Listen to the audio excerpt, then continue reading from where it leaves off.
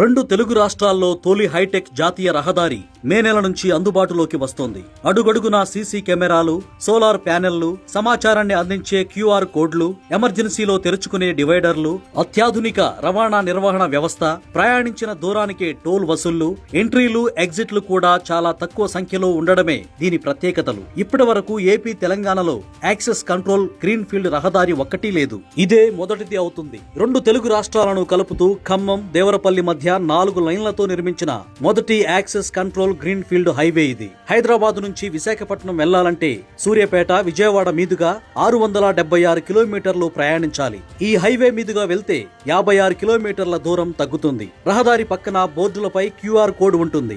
దీన్ని స్కాన్ చేయగానే ఆ రహదారిలో ఉండే యాక్సిడెంట్ స్పాట్స్, ఆసుపత్రులు, హోటళ్లు, పోలీస్ స్టేషన్ల సమాచారం లభిస్తుంది. అంబులెన్సులు, ఫైర్ ఇంజన్ల కోసం అత్యవసరంగా యూటర్న్ తీసుకోవడానికి రోడ్డు మధ్యలో డివైడర్లు తెరుచుకుంటాయి. సాధారణ ప్రయాణికులు ఇవి వాడటానికి వీలుండదు. ఏదైనా ప్రమాదం జరిగి ట్రాఫిక్ నిలిచిపోతే వాహనాలను మళ్లించేందుకు వీటిని ఉపయోగిస్తారు. సెన్సార్లు, కెమెరాలు, ఇంటర్నెట్ ద్వారా ట్రాఫిక్ ను కంట్రోల్ చేస్తారు. మితిమీరిన వేగంతో వెళ్లే వాహనాలను గుర్తించి ఆటోమేటిక్ గా ఈ చలాన్లు విధిస్తాయి. కొత్త రహదారిపై ప్రతి 2 కిలోమీటర్లకు ఒక సీసీ కెమెరాను ఏర్పాటు చేశారు. ఇది 360 డిగ్రీల కోణంలో పనిచేస్తుంది. రోడ్డుకు 2 వైపులా కిలోమీటర్ దూరం దృశ్యాలను రికార్డు చేస్తుంది. రహదారిపై సోలార్ తో వెలిగే దీపాలను ఏర్పాటు చేశారు. లైటింగ్ స్తంభాలకు అమర్చిన బ్యాటరీలో 12 గంటల పాటు బ్యాకప్ ఉంటుంది. సాయంత్రం అయ్యేసరికి ఆటోమేటిక్ గా దీపాలు వెలుగుతాయి.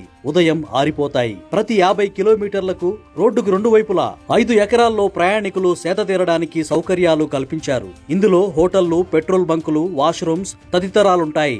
రహదారిపై ఏర్పాటు చేసిన క్యూఆర్ కోడ్ బోర్డులను స్కాన్ చేస్తే ఈ సౌకర్యాలకు మీరు ఎంత అందుబాటు దూరంలో ఉన్నారు అనేది తెలుస్తుంది. ఖమ్మం సమీపంలోని తల్లంపాడు నుంచి ఏలూరు, తూర్పు గోదావరి జిల్లాల మీదుగా దేవరపల్లి వరకు 4451 కోట్లతో నిర్మితమైన ఈ రోడ్డుకు NH 365 బీజీగా నంబర్ను కేటాయించారు.